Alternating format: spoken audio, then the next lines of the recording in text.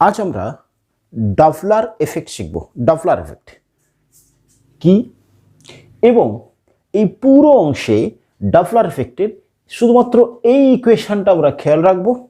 এই ইকুয়েশন থেকে কিভাবে যে কোনো পরিস্থিতিতে ইকুয়েশন তৈরি করতে পারি শিখবো। অর্থাৎ এই পুরো অংশে ডপলার এফেক্টের এই ইকুয়েশনটা শিখব এবং শুধু এই ইকুয়েশনটা মনে রেখে কিভাবে আমরা যে কোনো পরিস্থিতির ইকুয়েশন তৈরি করতে পারি তা দেখব। তো চলো শুরু করি ডপলার এফেক্ট। আমরা অনেক সময় কোনো প্যান্ডেলের অর্থাৎ পুজো হচ্ছে সেখানে আমরা যাচ্ছি, কি দেখতে পাই, কি উপলব্ধি করতে পাই, কি অনুভূতি করতে পারি। যখন কোনো প্যান্ডেলের দিকে আমরা এগিয়ে যেতে থাকি বা কোনো অনুষ্ঠান হচ্ছে এই রকম অবস্থানের দিকে আমরা এগিয়ে যেতে থাকি, সেখান থেকে যে মাইকের শব্দটা আমরা পাই সেই শব্দ যেন যত মণ্ডপের দিকে বা অনুষ্ঠান অঞ্চলের দিকে এগোতে থাকি তত যেন শব্দের অনুভূতি বৃদ্ধি পেতে থাকে, অর্থাৎ শব্দের তীক্ষ্ণতা বাড়তে থাকে। আবার ওই অনুষ্ঠান অংশ থেকে যদি আমরা আস্তে আস্তে বেরিয়ে আসতে থাকি দেখতে পাবো যে ওই শব্দের যে শব্দটা ওই অঞ্চলে সৃষ্টি করা হচ্ছে তার তীক্ষ্ণতা উত্তর হ্রাস পাচ্ছে। একই রকম আমি কোনো একটা স্থানে আছি, একটি প্রসেশন বিজয় আর বিসর্জনের কোনো একটা প্রসেশন আসছে বা কোনো অনুষ্ঠানের কোনো একটা মাইকের নিয়ে আস্তে আস্তে শব্দ করতে এগিয়ে আসছে। যত সেই বিসর্জনের উৎসবের যে মাইকটা আমাদের কাছে আসবে তত যেন তার তীক্ষ্ণতা বাড়তে থাকে। আবার যখন আমাকে ক্রস করে চলে যাচ্ছে তখন যেন তার তীক্ষ্ণতা উত্তর কমতে থাকে। অর্থাৎ এই ডপলার এফেক্ট, ডপলার সাহেব কি বলছেন, তিনি একটি পরীক্ষা করে এই উপলব্ধিটা করেছেন এবং দেখেছেন কি দেখা যায় যখন কোনো উৎস এখানে কে ছিল, উৎস এখানে একটা মাইক ধরে নিচ্ছি আমরা, ওকে, কোনো একটা উৎস, আমি শব্দ উৎপন্ন করছি, আমি উৎস, তাহলে উৎস এবং শ্রোতা এদের মধ্যে যদি আপেক্ষিক গতি থাকে, আপেক্ষিক গতি থাকে, ওকে, শ্রোতা, উৎস ও শ্রোতার মধ্যে যদি আপেক্ষিক গতি থাকে তবে শ্রোতার কাছে শব্দের তীক্ষ্ণতার হ্রাস বা বৃদ্ধি ঘটে। একে ডপলার এফেক্ট বলে। এটা তৈরি করেছিলেন ডপলার বলে, এই এফেক্ট সম্পর্কে ধারণা দিয়েছিলেন ডপলার বলে একজন বিজ্ঞানী, তাই তার নাম হিসেবে এফেক্টের নাম হয়েছে ডপলার এফেক্ট। অর্থাৎ আপেক্ষিক গতি থাকলে এই ঘটনা দেখা যায়। এটা আমাদের বাস্তবিক জীবনে আমরা উপলব্ধি করেছি যে যদি আমরা শ্রোতা হিসাবে কোনো উৎসের দিকে যাই বা উৎসের থেকে দূরে সরে যাই, উৎস যদি আমাদের কাছে আসে আমরা যদি শ্রোতা হই, বা উৎস যদি আমাদের থেকে দূরে সরে যায়, বা উভয়ের মধ্যেই যদি গতি থাকে, অর্থাৎ এই যে কথাটা আপেক্ষিক গতি থাকে, ওকে, তাহলে কি হয়, তীক্ষ্ণতার হ্রাস বৃদ্ধি ঘটে। তীক্ষ্ণতার বিষয়টা একটু অনুভূতি দ্বারা বুঝি। তীক্ষ্ণতা যদি বাড়ে তাহলে বুঝতে হবে যে কম্পাঙ্ক বাড়ছে, অর্থাৎ কম্পাঙ্ক যদি বাড়ে তাহলে তীক্ষ্ণতা, শব্দের তীক্ষ্ণতা শ্রোতার কাছে বেশি অনুভূত হবে। কম্পাঙ্ক যদি কমে তাহলে শ্রোতার কাছে তীক্ষ্ণতা কম অনুভূত হবে। ওকে, এই কনসেপ্টটা থাকলো। এবারে আমি প্রথম যে এই এফেক্টটাকে বুঝবার জন্য কনসেপ্টগুলো নেব তার ক্ষেত্রে কতগুলো প্যারামিটার আমরা ধরে নিচ্ছি আমাদের ইকুয়েশন বা ক্যালকুলেশনের সুবিধার জন্য। কি, আমরা এখানে একটি উৎস নিচ্ছি এস, এখানে একটি অবজারভার নিচ্ছি শ্রোতা। উৎস এবং শ্রোতা এদের মধ্যেকার দূরত্বটাকে আমরা আমাদের সুবিধার জন্য আমরা ধরে নিচ্ছি ভি দূরত্ব। তাহলে এস ও কি বলছি, S O is equal to V. Okay, S O equals to V. Okay, শব্দের বেগ, যে শব্দটা উৎস উৎপন্ন করছে সেই শব্দটা বেগ আমরা ধরছি ভি। ওকে, এদের মধ্যে প্রাথমিক দূরত্ব ক্যালকুলেশনের সুবিধার জন্য আমরা ধরে নিচ্ছি ভি। এই উৎস থেকে যে শব্দটা উৎপন্ন হচ্ছে তার বেগ ধরছি ভি। যে শব্দ উৎপন্ন হচ্ছে উৎসের দ্বারা তার কম্পাঙ্ককে আমরা ধরলাম এন। এখানের মাধ্যমটাকে আমরা ধরে নিচ্ছি বায়ু, মাধ্যম বায়ু।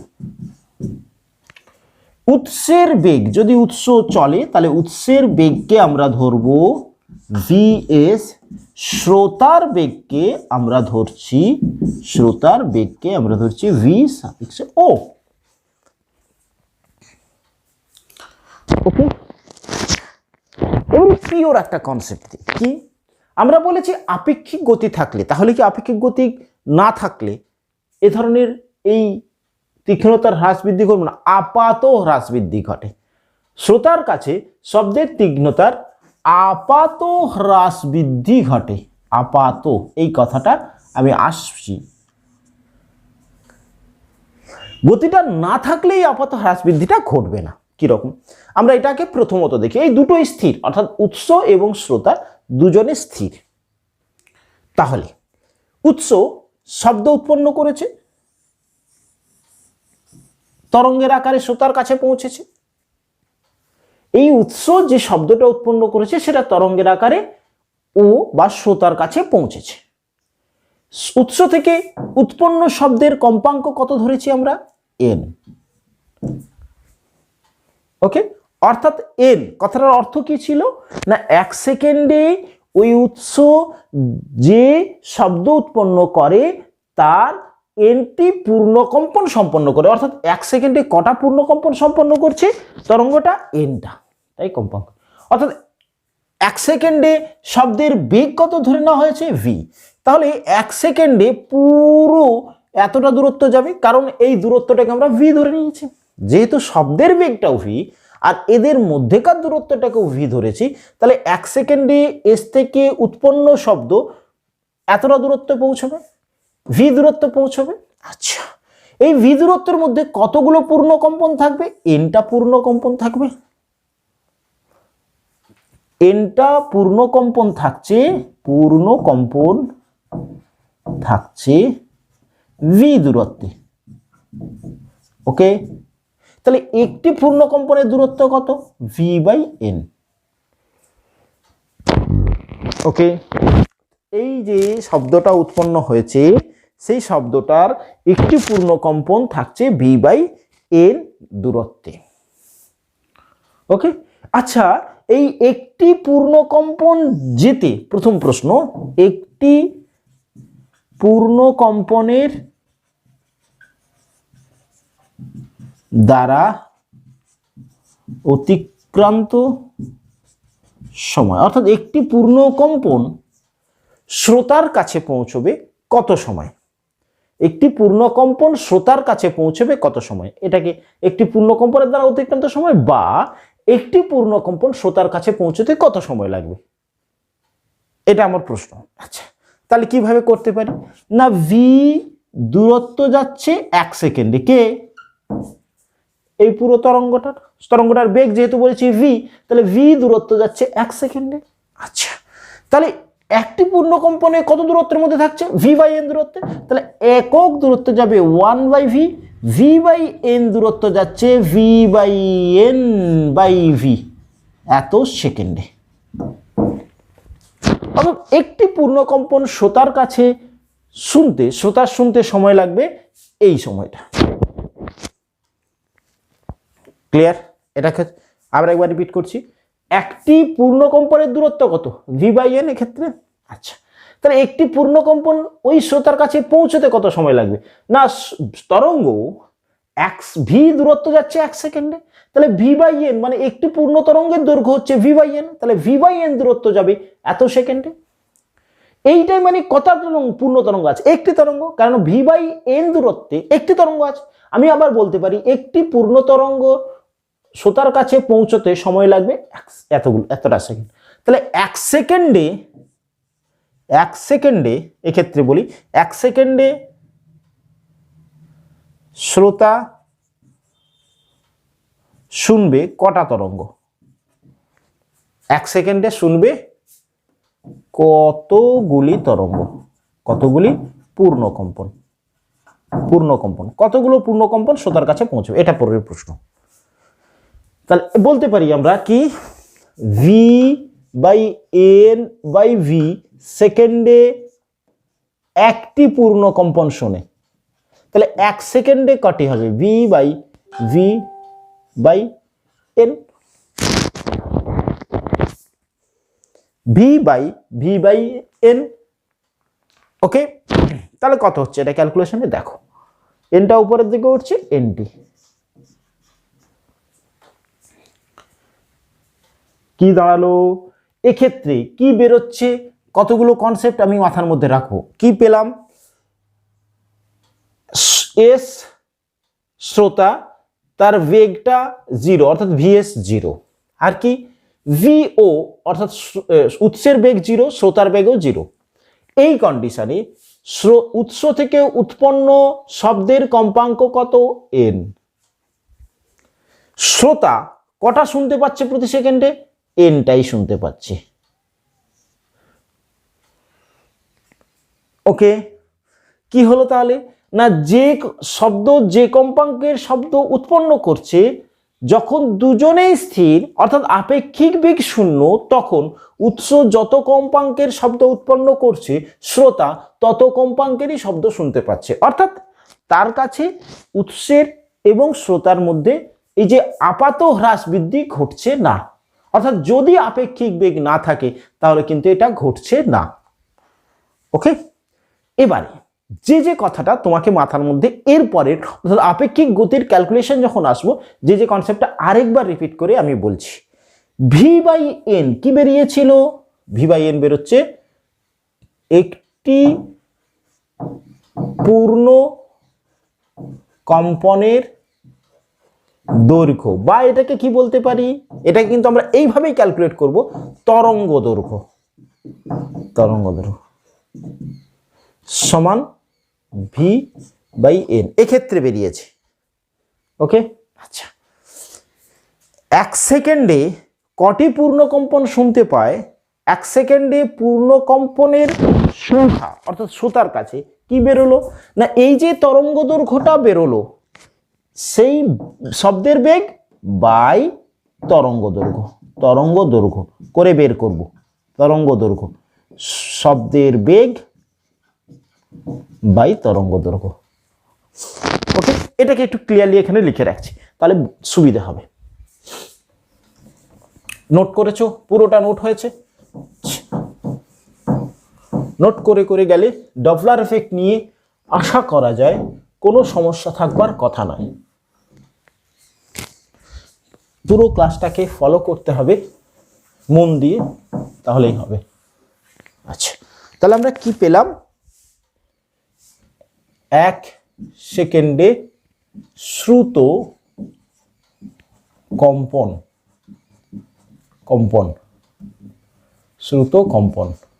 সমান কি বেরোলো? শব্দের বেগ বাই তরঙ্গ দৈর্ঘ্য। এই তরঙ্গ দৈর্ঘ্যটা কিন্তু আমরা ক্যালকুলেট করে লিখব চেঞ্জের সময়। ওকে, এক্ষেত্রে যেহেতু স্থির, দুজনের ক্ষেত্রেই কম্পাঙ্ক একই, অর্থাৎ শ্রোতা যে কম্পাঙ্কের শব্দ উৎপন্ন করছে শ্রোতার কাছে তাই অনুভূত হচ্ছে, তাই তীক্ষ্ণতার কোনো পরিবর্তন ঘটছে না।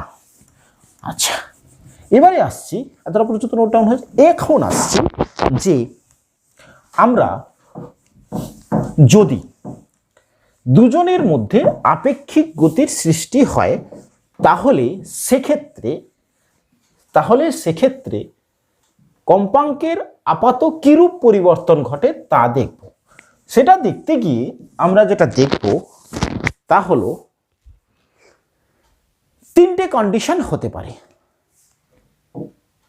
এ,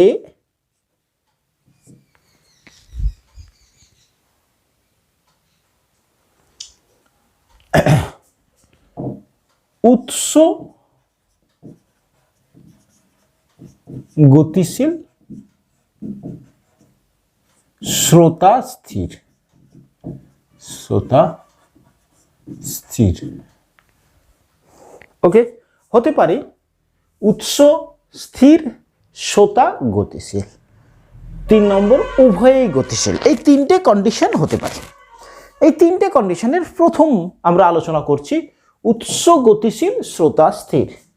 এর আবার দুটো পার্ট হতে পারে। উৎসের গতি দুরকম দিকে হতে পারে। আমরা প্রথমত আলোচনা করছি এটা ছিল উৎস, এটা হলো শ্রোতা। উৎস, শ্রোতা, এদের মধ্যেকার দূরত্ব কত? আমরা ধরেছি v। ওকে, এই উৎসটা এই দিকে গতিশীল আছে, অর্থাৎ vs বেগে এদিকে গতিশীল আছে। vo কত? 0, অর্থাৎ শ্রোতা স্থির, উৎস গতিশীল শ্রোতার দিকে। মেবি শ্রোতা এদিকে বলছে। প্রথম কন্ডিশনে আমরা এটা আলোচনা করছি। এক্ষেত্রে আরেকটা বিষয়, সেটা হচ্ছে কি v অর্থাৎ শব্দের বেগ ইজ গ্রেটার দেন vs, অর্থাৎ শব্দের বেগটা থেকে শ্রোতার বেগ কম থাকবে, শব্দের থেকে কম বেগে যাবে। ওকে, আচ্ছা কি হচ্ছে খুব মন দিয়ে বোঝো। আমি কাউন্টিং শুরু করেছি, তখন এদের মধ্যে দূরত্ব হচ্ছে v। 1 সেকেন্ড পরে এস কোথায় এসে পৌঁছবে? এখানে এসে পৌঁছলো। কত দূরত্বে এসে পৌঁছলো? ধরো এস ড্যাশড অবস্থানে এসে পৌঁছলো। কত দূরত্ব অতিক্রম করবে? vs দূরত্ব অতিক্রম করবে। ঠিক আছে, উৎস শ্রোতার দিকে vs বেগে, v গ্রেটার দেন vs, গতিশীল। 1 সেকেন্ড পরে এস ড্যাশড অবস্থানে পৌঁছবে। S dashed is equal two vs। কেন 1 সেকেন্ডে সে vs দূরত্ব যাবে? কারণ তার বেগটা vs। ওকে, এবারে বুঝো, যখন শব্দ উৎপন্ন করছে, প্রথম উৎপন্ন শব্দ এখানে, যখন 1 সেকেন্ড পরে এখানে এসে পৌঁছেছে, তাহলে শেষ শব্দটা এখানে উৎপন্ন করলো। শব্দটা কতটা দূরত্ব যাবে 1 সেকেন্ডে? v দূরত্ব। তাহলে শেষ যে কম্পনটা সেটা উৎপন্ন করেছে এস ড্যাশড অবস্থানে এসে। এবারে বলো, তরঙ্গটা এগিয়ে আসতে, শব্দ উৎপন্ন করতে করতে প্রথম যেটা উৎপন্ন করেছিল সে এইখানে এসে পৌঁছেছে। প্রথম একদম যখন উৎপন্ন করেছিল, যখন আমি কাউন্টিং শুরু করেছি, তখন এখানে উৎপন্ন করেছিল, কিন্তু সে এসে পৌঁছেছে এখানে, কারণ শব্দের বেগটা v। শেষ যেটা উৎপন্ন করছে জাস্ট এখানে। অর্থাৎ এই যে উৎস থেকে উৎপন্ন শব্দ কোন দূরত্বের মধ্যে আছে? এস ড্যাশ ও দূরত্বের মধ্যে আছে। শব্দের কম্পাঙ্ক কত ধরেছি আমরা? উৎপন্ন শব্দের কম্পাঙ্ক n। তাহলে এখন বলো, ওই nটা পূর্ণ কম্পন কতটা দূরত্বের মধ্যে আছে? এস ড্যাশ ও দূরত্বের মধ্যে আছে। nটি পূর্ণ কম্পন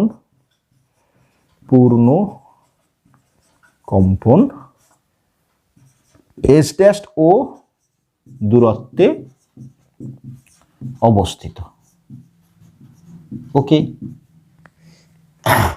তাহলে বলো তরঙ্গ দৈর্ঘ্য এক্ষেত্রে কত? তরঙ্গ দৈর্ঘ্য মানে একটি পূর্ণ কম্পন যে দূরত্বে আছে, একটি পূর্ণ কম্পনের দূরত্ব। তাহলে এস ড্যাশ ও দূরত্বে কত দূরত্ব? এস ড্যাশ ও সমান হচ্ছে ভি মাইনাস ভিএস। এই দূরত্বে কটা পূর্ণ কম্পন আছে? এনটা। তাহলে একটি পূর্ণ কম্পনের দূরত্ব, একটি পূর্ণ কম্পনের দূরত্ব কত হবে? যে দূরত্বে আছে বাই এন। এইটাকে আমরা কি বলছি? তরঙ্গ দৈর্ঘ্য। একটি পূর্ণ কম্পনের দূরত্বটাই তরঙ্গ দৈর্ঘ্য। আচ্ছা, ওকে।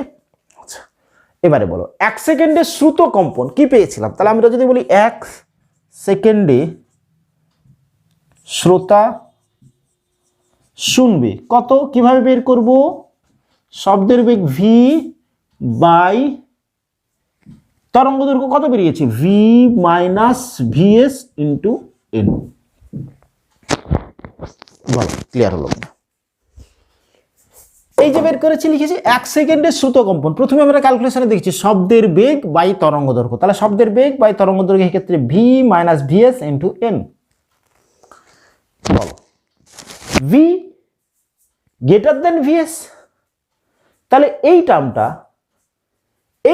একের থেকে বেশি, ভি মাইনাস ভিএস ভি এর থেকে বেশি, তাহলে এক্ষেত্রে যেটা শুনছে সেটাকে আমরা বলছি এন ড্যাশড, অর্থাৎ শ্রোতা দ্বারা শ্রুত যে কম্পাঙ্ক প্রতি সেকেন্ডে সেটা এন ড্যাশড, যেটা উৎসগত উৎপন্ন করছে এন, শ্রোতাগত শুনছে এন ড্যাশড।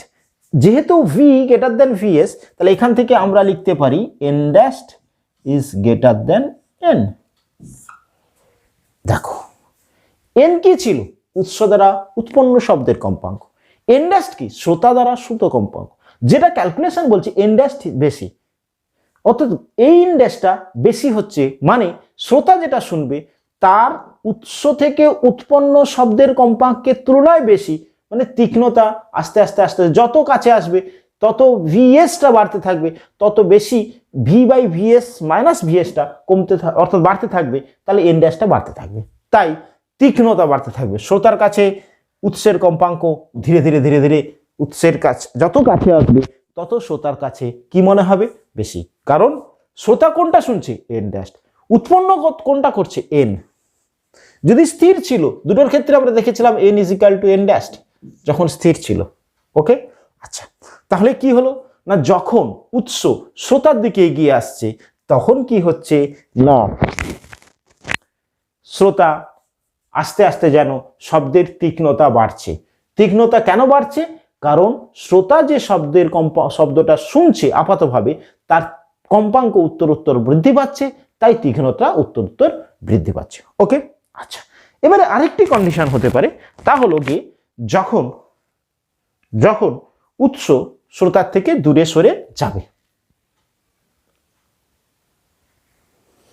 এখন বলছি এটা ফার্স্ট বলি এস ও, এই দূরত্বটা ছিল ভি। এখন শ্রোতা স্থির, ভিও ইজ ইকাল টু 0, ভিএস অর্থাৎ শ্রোতা এই উৎস এদিকে যাচ্ছে। ওকে, 1 সেকেন্ড পরে ধরো এই অবস্থানে এসে পৌঁছেছে, 1 সেকেন্ড পরে এই অবস্থানে এসে পৌঁছেছে, এস ড্যাশড। ওকে, এই দূরত্বটা কত, ভিএস।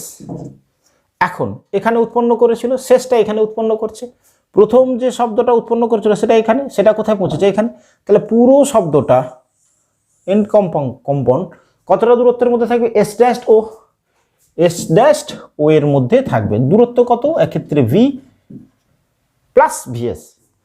শব্দের উৎসটা এখন এদিকে যাচ্ছে, তাহলে শেষ যে কম্পনটা অর্থাৎ পুরো তরঙ্গটা কোন দূরত্বের মধ্যে থাকবে, এস ড্যাশড ও। দূরত্বটা কত, এটা ছিল ভি, এটা ছিল ভিএস, তাহলে ভি প্লাস ভিএস। তাহলে একটি পূর্ণ কম্পনের দৈর্ঘ্য কত, ল্যামডা ইজ ইকুয়াল টু এক্ষেত্রে পাচ্ছি ভি প্লাস ভিএস বাই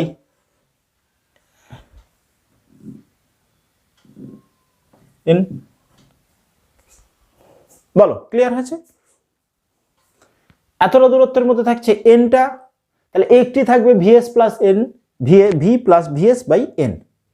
তাহলে এন ড্যাশড কি, শ্রোতা দ্বারা শ্রুত কম্পন কত হবে, শব্দের বেগ ভি বাই তরঙ্গ দৈর্ঘ্য V plus VS into N.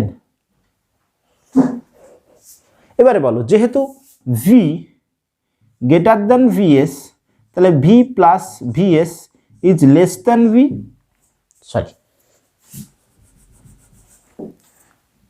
Greater than V, তাহলে এই অনুপাতটা কি হচ্ছে, V by V plus VS is less than 1।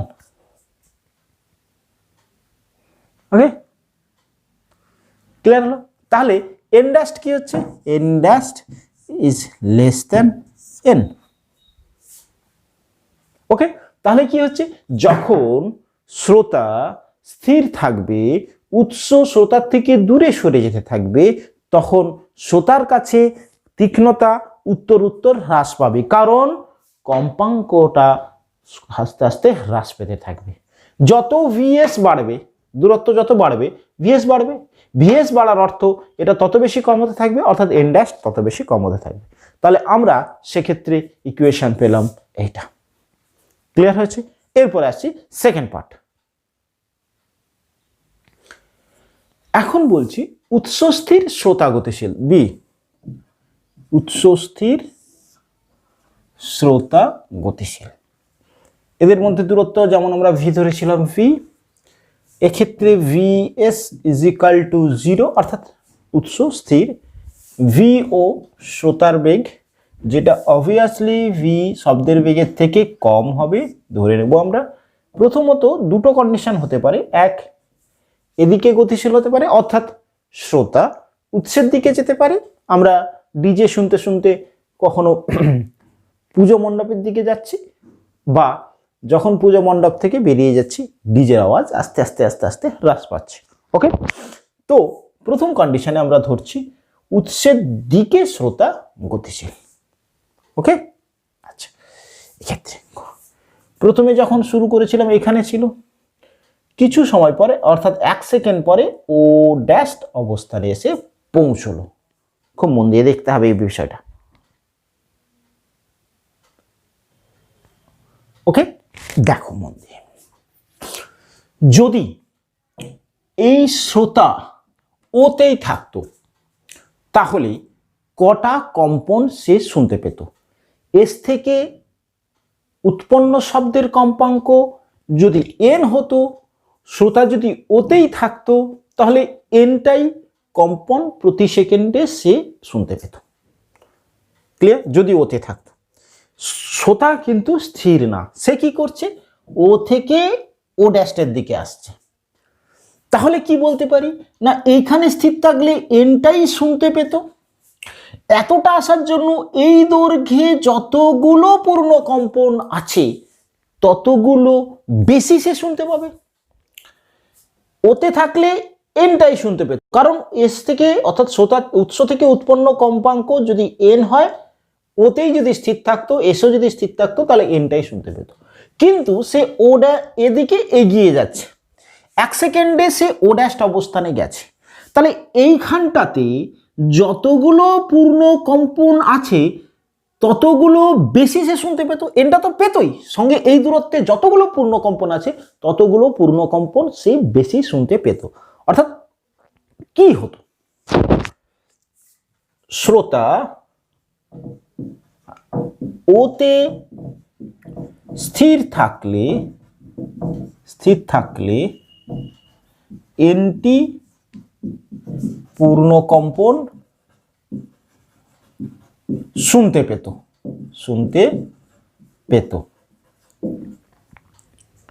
ওকে, উৎসের দিকে 1 সেকেন্ডে ভিও দূরত্ব যাওয়ায় ওই দূরত্বে যটি পূর্ণ কম্পন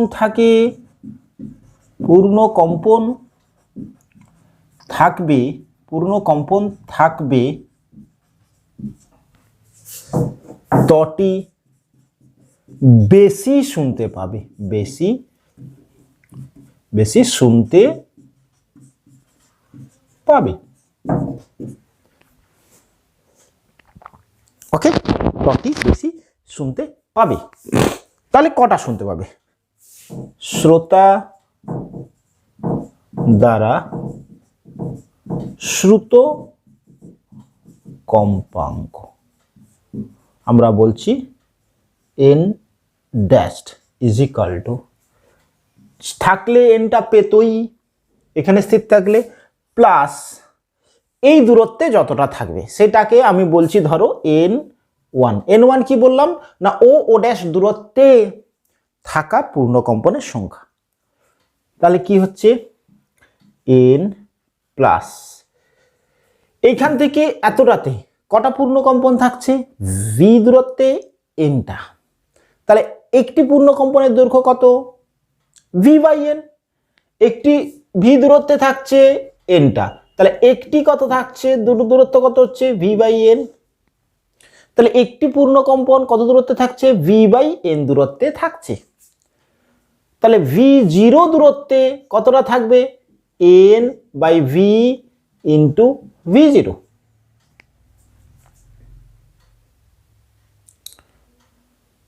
ক্লিয়ার? তাহলে ভি জিরো দূরত্বে থাকছে কটা পূর্ণ কম্পন? এটা। আকাশ। বলো ক্লিয়ার হলো না? হয়নি হয়নি হয়নি।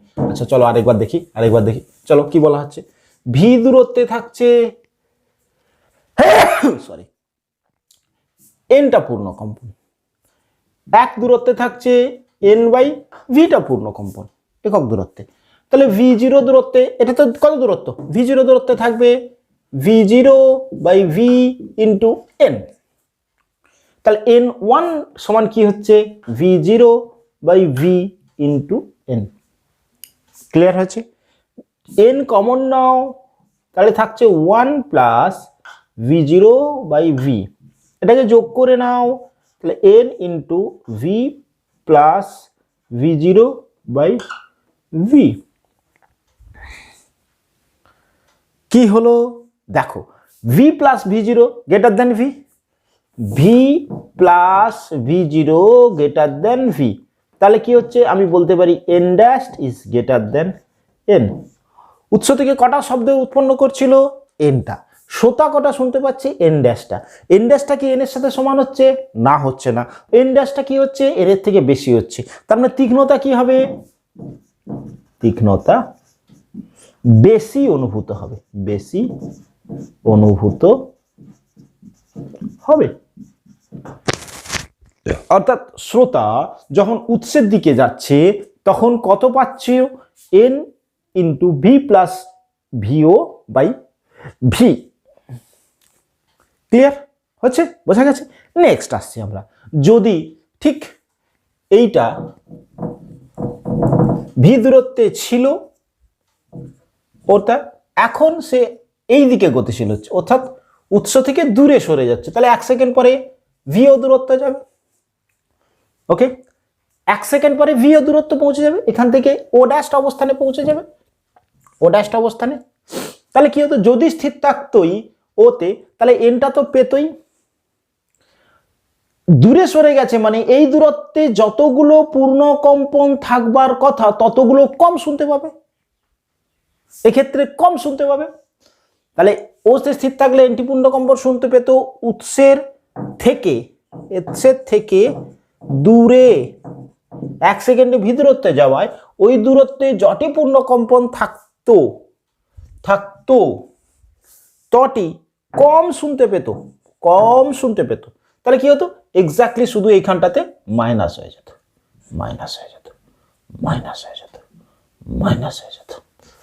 দেখো ইকুয়েশনটাতে কি হতো? তাহলে মাইনাস হয়ে যেত। বলো ক্লিয়ার হয়েছে? তাহলে ইকুয়েশনটা হতো V minus VO by V. V minus VO is less than V, যেহেতু V minus VO is less than V, তার মানে N dash is less than N, অর্থাৎ তীক্ষ্ণতা কি হবে? তীক্ষ্ণতা ক্রমশ হ্রাস পাবে। হয়েছে? ইকুয়েশন আরো আছে, আরো একটা কন্ডিশন হতে পারে, তার মধ্যে আবার অনেকগুলো ভ্যারাইটিস হতে পারে। কিরকম? উৎস, দেখো উৎস গতিশীল, শ্রোতাও গতিশীল। কিরকম? ধরো উৎস এদিকে গতিশীল, শ্রোতা এদিকে গতিশীল। 1 নম্বর কন্ডিশন। উৎস এদিকে গতিশীল, শ্রোতা এদিকে গতিশীল হতে পারে। উৎস এদিকে গতিশীল, শ্রোতা এদিকে গতিশীল হতে পারে। উৎস এদিকে গতিশীল, শ্রোতা এদিকে গতিশীল, এরকম বহু 4টে কন্ডিশন হতে পারে। প্রত্যেকের ক্ষেত্রে ইকুয়েশন বের করব কি করে? তার জন্য এই পুরো বিষয়টাতে আমরা একটি ইকুয়েশন মনে রাখবো, সেই ইকুয়েশনটা দেখে নিই, এবং যতগুলো কন্ডিশন আমরা পড়ছি সব কন্ডিশনের ইকুয়েশন আমরা লিখতে পারবো। কারণ পরীক্ষাতে আমাদের ক্ষেত্রে প্রবলেম করবার ক্ষেত্রে ইকুয়েশন অনেকগুলো আসছে, প্লাস একটা প্লাসে একটা মাইনাসে, একটা প্লাসে একটা মাইনাসে। তো আমরা একটা ইকুয়েশনই মনে রাখবো যার ক্ষেত্রে পুরো চ্যাপ্টারের সমস্ত ইকুয়েশনগুলো যাতে আমরা করে নিতে পারি একটি বিশেষ কনসেপ্টের মধ্য দিয়ে, শুধু ইকুয়েশনটা মনে রেখে। দেখো সেই জায়গাটাতে আসছে।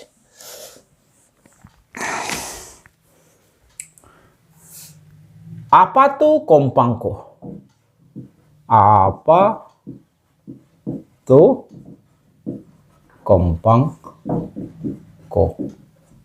Is equal to V minus VO by V minus VS into N, N dash is equal to, এখানে প্রত্যেকটা যা যা বলেছি তাই তাই ইকুয়েশন। এন ড্যাশ হচ্ছে গিয়ে শ্রোতা দ্বারা শ্রুত যে আপাত কম্পাঙ্ক এন ড্যাশ, এন কি উৎসের দ্বারা সৃষ্ট শব্দের কম্পাঙ্ক, ভি কি শব্দের বেগ, ভিও কি শ্রোতার বেগ, ভিএস কি উৎসের বেগ। ওকে, শুধু এই ইকুয়েশনটা মনে রাখবো। আমরা এতক্ষণ পর্যন্ত যা যা আলোচনা করেছি সেই আলোচনাগুলোর ইকুয়েশনটা শুধু এই ইকুয়েশন থেকে আসছে। কেন এটা করবার জন্য যেটা আমাকে মনে রাখতে হবে, যেটা করতে হবে, সেটা হলো শব্দের বেগের অভিমুখে হলে আমরা প্লাস ধরব, বিপরীতে হলে মাইনাস ধরব। ইকুয়েশনটাতে মাইনাস ধরব। ভিও এবং ভিএস যদি শব্দের বেগের অভিমুখে হয় তাহলে প্লাস হবে, বিপরীতে হলে মাইনাস হবে। ওকে, দেখো প্রথম এতে আমরা কি ধরেছিলাম, দেখো সবগুলো করছি আমরা।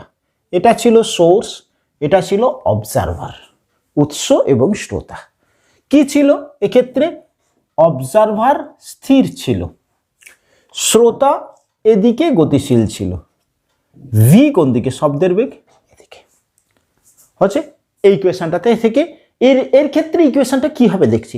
তাহলে আপাত কম্পাঙ্ক N dash is equal to কি, N dash is equal to V minus কি ছিল, ভিও এক্ষেত্রে 0 0 মাইনাস বাই ভি। এবারে বলো ভিএস কোন দিকে, শব্দের বেগের দিকে, তাহলে কি প্লাস, তাহলে ইকুয়েশনে প্লাসই হচ্ছে ভিএস ইন্টু এন। দেখো এই ইকুয়েশনটা বেরিয়েছিল কিনা, v minus VS into n. Pause করে আমি যতগুলো পড়িয়েছি তুমি তোমার মতন করে সবগুলো করবার চেষ্টা করো, তারপরে মিলিয়ে দেখো হয়েছে কিনা।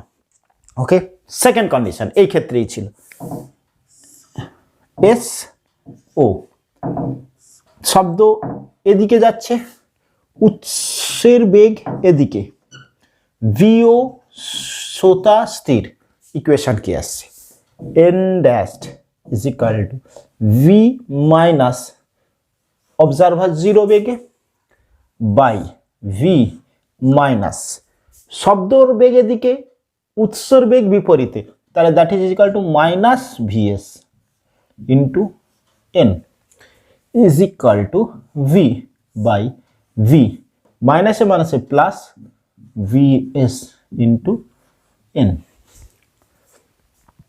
ওকে, বি কি ছিল, এটা অবজারভার, এটা সোর্স, শব্দের বেগ এদিকে, ভিএস উৎস স্থির, অবজারভার এদিকে গতিশীল, অর্থাৎ উৎসের দিকে গতিশীল। ওকে, তাহলে equation N dash is equal to V minus, বল শব্দ এদিকে গতিশীল, অবজারভার তার বিপরীতে, অর্থাৎ ভি এর শব্দের বেগের বিপরীতে, তাহলে কি হবে minus minus VO by V minus VS কত 0 0 into N, that is equal to V plus VO by V into N. এসেছিল ইকুয়েশনটা। নেক্সট এরই সেকেন্ড পার্ট, এটা 2 নম্বর। কি দেখে নাও, এস শব্দ এদিকে গতিশীল, ভিএস 0, ভিও এদিকে গতিশীল অবজারভার, তাহলে এক্ষেত্রে কি হবে, N dash is equal V minus শব্দের বেগ অবজারভারের বেগ শ্রোতার বেগ একই দিকে, তাহলে plus V minus 0 into N is equal to V minus VO by V into N. Clear হলো? ক্লিয়ার হলো? আচ্ছা, এইগুলো আমরা বের করেছিলাম, কারণ এগুলো ঠিকঠাক এসেছে, একদম ঠিকঠাক। তাহলে এরপরে আমরা যদি চাই এর পরের কন্ডিশনগুলো, যা আমাদের ক্ষেত্রে যেমন খুশি থাকুক না কেন, যে অভিমুখেই গতিশীল হোক না কেন, আমরা ইকুয়েশনটাকে ঠিকভাবে লিখতে পারবো। কি হবে ইকুয়েশনটা? পুরোটা মুখস্থ রাখার কোনো দরকার নেই, আমরা শুধু মনে রাখবো এই ইকুয়েশনটা। ওকে, এরপরে তৃতীয় শেষ কন্ডিশনে আমরা ইকুয়েশন বা প্রবলেম করবার ক্ষেত্রে শুধুমাত্র আমাদের ক্ষেত্রে যাতে খুবভাবে কাজে লাগে সি পার্ট। দেখো ইকুয়েশন এস ও আমরা দুটো তিনটে দেখাতে পারি। কীরকম? এর দূরত্বটা উৎস থেকে উৎপন্ন শব্দ ভি বেগে এদিকে যাচ্ছে। আচ্ছা, ফার্স্ট অফ অল এটা এদিকে যাচ্ছে ভিএস, এটা এদিকে যাচ্ছে ভিও বেগে। চলো ফাইন্ড আউট করো। শ্রোতার দ্বারা উৎস কম্পাঙ্ক কী হবে? শ্রুত কম্পাঙ্ক N dashed is equal to V minus V ওর অভিমুখে ভিও, তাহলে প্লাস ওকে ভিএস এদিকে বেগের শব্দের বেগের অভিমুখে, তাহলে V minus VS into N. Okay, second condition ও এদিকে গতিশীল, শব্দ এদিকে বেগ, এস শ্রোতা উৎস এদিকে গতিশীল। এখন ইকুয়েশন কি হবে দেখো, N dashed is equal to V minus শব্দের বেগের দিকে অবজারভার তার বিপরীত দিকে মাইনাস ভিও বাই শব্দের বেগের দিকে শ্রোতার উৎসের বেগেও একই দিকে, তাহলে V minus VS into N, তাহলে দাঁড়াচ্ছে V plus VO by V minus VS into N. Okay, next S O V এদিকে, ভিএস এদিকে, ভিও এদিকে। ওকে, দেখো তাহলে কি হবে, তুমি কি লিখবে? N dashed is equal to V minus, বলো শব্দ এদিকে গতিশীল, তার বিপরীতে ভিও, ভিও তার বিপরীতে মাইনাস ভিও, শব্দের বেগ এদিকে, উৎসের বেগ তার বিপরীতে minus VS into N, that is equal to V plus VO ও V plus VS into N. Okay, আচ্ছা আরেকটি কন্ডিশন হতে পারে, আরেকটি কন্ডিশন হতে পারে, আরেকটি কন্ডিশন কি হতে পারে? এইটা এস এদিকে ভিএস শব্দের বেগ এদিকে, এটা ভিও। ওকে, তাহলে কি হবে ক্ষেত্রে? N dashed is equal to V minus V এদিকে ভিও এদিকে, তাহলে plus VO by V minus V এদিকে ভিএস এদিকে, তাহলে মাইনাসে মাইনাসে প্লাস হতো, তাহলে এটা হবে মাইনাস ভিএস যেহেতু বিপরীতে ইন্টু এন, তাহলে কি দাঁড়াচ্ছে? V minus VO by V plus VS into N. বলো এইখান পর্যন্ত পুরো কনসেপ্টটা ক্লিয়ার হয়েছে কিনা? এবারে আমরা বলতে পারি যে যেমনই প্রবলেম থাকুক না কেন, শুধুমাত্র এই ইকুয়েশনটা পুরো চ্যাপ্টারের ক্ষেত্রে আমি যদি মনে রাখি এবং এই দুটো কনসেপ্ট যদি আমি খেয়াল রাখি, তাহলে ডবলার এফেক্টের এনি ইকুয়েশন এনি প্রবলেম আমরা আশা করি করতে পারবো। ওকে, ঠিক আছে, চলো।